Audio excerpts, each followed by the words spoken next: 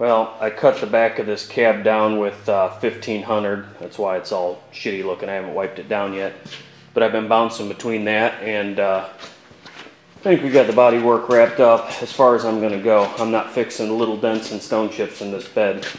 I'm not putting that kind of time into these box sides. But there, we got some polyester primer on that. That's quite a bit wider than what I needed it, but we'll block it back.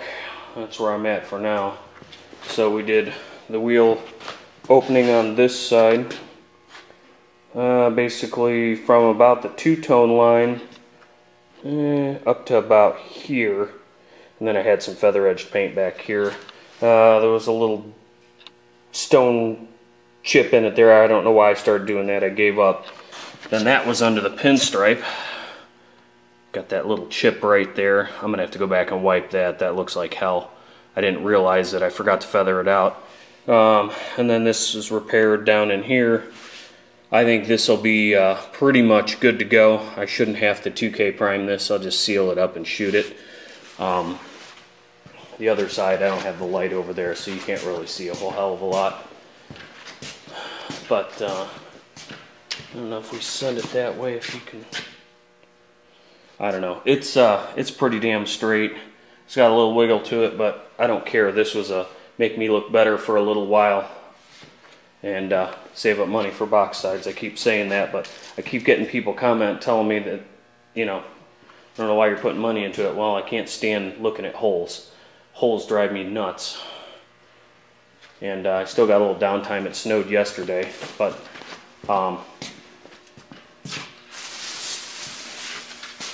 cut down some of that too. I got to finish all that up, get it cut down. I'm going to yank this door too because that back mask is driving me nuts, and it only takes 5 minutes to jerk the door off the truck. So I also had a couple of bullseyes in the back of the cab where my primer was. They weren't terrible, and it was only the top half of them, so I'm wondering if there was a little dent with where I feathered it out.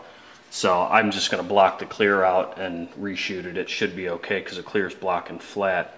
And still see, you can see underneath the clear the funky base coat, or the way the metallic laid because of the, I didn't get enough of the dent out or get it built up enough or sanded flat enough or all the above. So that's it for now. Alright guys, I've got a doctored up formula here. I might have gone just a tinge on the dark side, but depending on where you hold it in the sun, I wanted a vertical look at it. The camera's never going to pick it up, but we got a real close match here.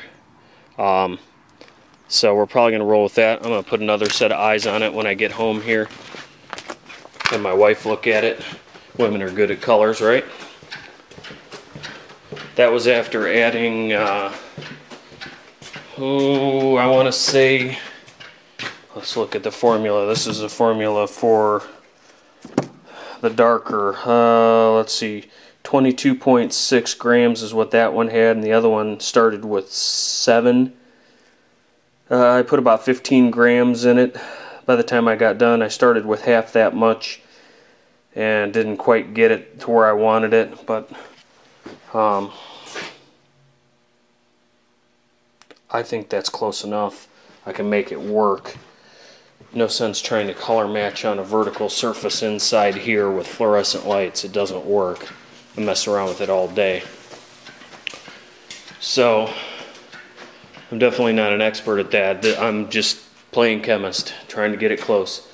Back of the cab is all scuffed with scuffy stuff and a gray Scotch-Brite, and I'm going to come in the morning and finish doing it up. I was going to yank that door off, but I didn't even think about it. Opening it up opens this gap, so that'll work, and then I'll just mask the door. But in lieu of full disclosure here, I did have one little boo-boo that I didn't get perfect on this cab corner. I don't know if it'll pick it up. Just above my finger you can see a goofy metallic line. What happened, I went to tape the two-tone, and this area, it was a big ridge, and what ended up happening is I pulled the damn paint off. Somebody had taped to that stripe before, and it pulled a chunk of paint down to bare steel, so I had to feather it back, and I didn't get it feathered good enough, or I tried to sand the primer too quick, but there's a ring underneath here. So I blocked out the clear. I put some guide coat on the clear and blocked that down. You can still see it under there, but there's nothing you can do about that except for to maybe put some more base over it or put some 2K primer on it. I do have a tiny low spot over. Hold on. Alright, sorry about the air compressor. I can't shut it off without shutting the breaker off or unplugging it. So, at any rate, I'll either throw some 2K over that because I broke through to my sealer right there, sanding on that, trying to get that little upper line that I don't know if the camera will pick it up. So, that's my little boo-boo I got to fix over here. Then we'll go back to the bed. This is in slick sand or feather fill, one of the two. I think it's in feather fill. Just because these things were just so gnarly, and I'm not going to fight getting them perfect. If they've got a ripple in them, so be it. They're close. It's not going to scream at you going down the road. But I started blocking this side with some 320, and I need to get my primer back down, feathered into about here. It's just giving me fits trying to get it sanded. I must have waited too long. I let it set about 4 hours, and I think the label says an hour, but it's only about 70 in here most of the day, so I let it set half the day and then decided to block on it, and that stuff is hard as nuts. So I'm blocking it with 400. I started trying to do 320 on the DA and it just laughed at it. Just like any filler or whatever, like I gotta wipe some filler on that.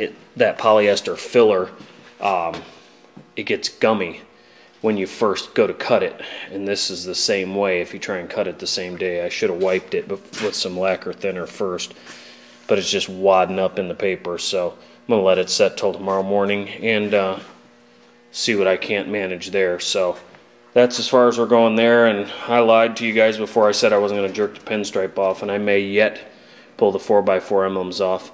But the tops of the bed sides are so gnarly, I just don't have the heart to go any farther with it.